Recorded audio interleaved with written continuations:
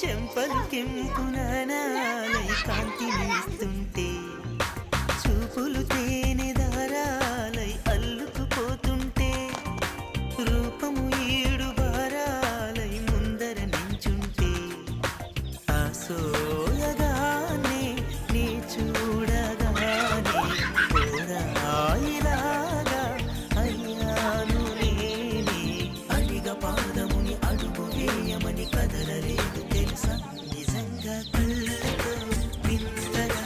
మంత్రమేసింది అదేదో మాయలో నన్నిలా